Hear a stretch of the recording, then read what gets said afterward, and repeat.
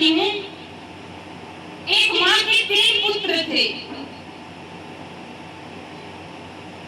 एक डॉक्टर और दूसरा कलेक्टर और तीसरा किसान। महाराज, जो पुत्र किसान था उसे माँ हर समय ताने देती थी, हर समय उसे रोकती टोकती। जहाँ जाती वहाँ कहती है मेरा पुत्र कलेक्टर है, एक डॉक्टर है, एक तो कामचोर है, ना पढ़ा ना लिखा, बस घर में पड़ा रहता है, खेत बाड़ी करता रहता है, बेगारी वाला काम करता है। एक दिन वो जल लेकर के आ रही थी, कुछ स्त्रियां सामने मिल गई, स्त्रियों से कहने लगी, अरे मेरा पुत्र डॉक्टर बन गया है, मेरा पुत्र एक कलेक्टर बन गया है, छोटा वाला कामचोर घर में पड़ा। महाराज, नित्य दिन वो नदी जाती जल लाने, सभी स्त्रियों से बस दोनों पुत्र कलेक्टर और डॉक्टर की बड़ाइयां करती, अच्छाइयां उन्हें कहती, उनके विषय में सब कुछ बताती, छोटे वाले को हमेशा नीचे गिराती। एक दिन घर में फोन आया, डॉक्टर और कलेक्टर दोनों ने कहा कि माँ आज मैं आने वाला हूँ, अपने बीवी बच्चे के साथ आऊंगा मैं।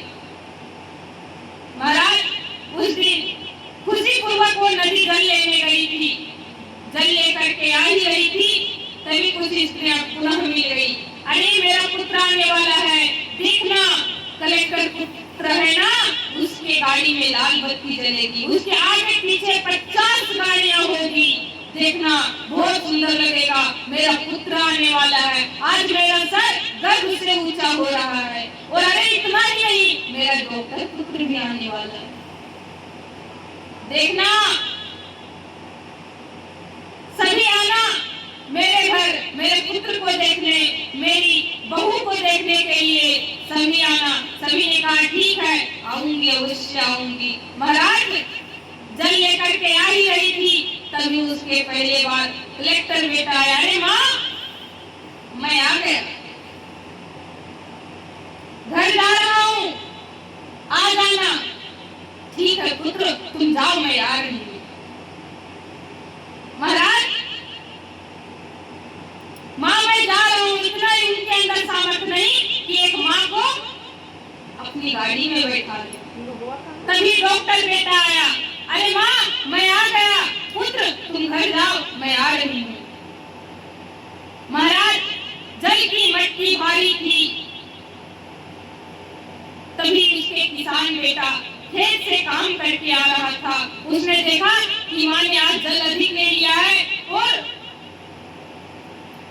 मटका भारी हो गया, अपनी कुल्हाड़ी को फेंका और दौड़कर माँ के पास गया, माँ आपको क्या आवश्यकता थी इतना जल लाने की, अरे आप मुझसे कह देते मैं जल ले आता, इतना भारी जल आप ले आ रहे, आप थक गए होंगे, जल लीजिए, मैं जल ले जाता।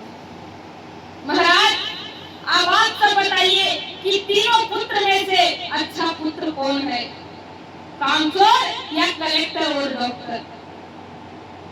पुत्र के उन्नति के लिए क्या कुछ नहीं करते माता पिता, परंतु माता पिता के लिए पुत्र कुछ नहीं कर पाता।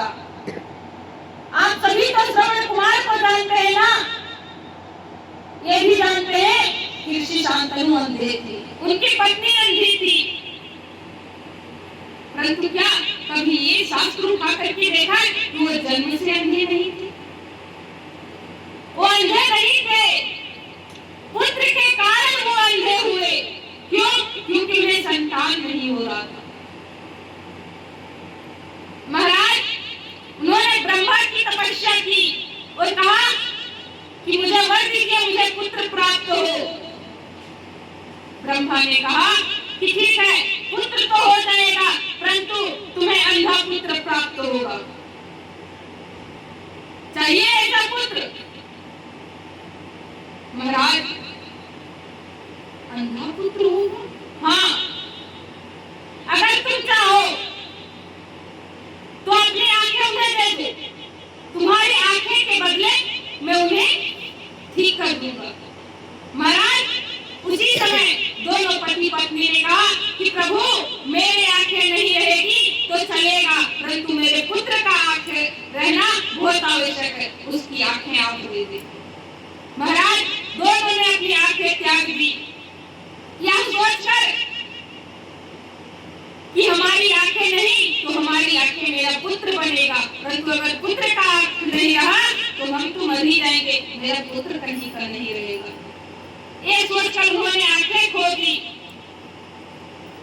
परंतु पुत्र भी हो तो श्रवण कुमार के जैसा, जिसने मरते मरते भी कहा कि अरे राजन मेरे माता पिता प्यासे हैं, मैं मर जाऊंगा, मुझे इसका कोई अफसोस नहीं। अफसोस ये है कि अगर समय पे जल नहीं मिला तो मेरे माता पिता मर जाएंगे और ये मुझे अच्छा नहीं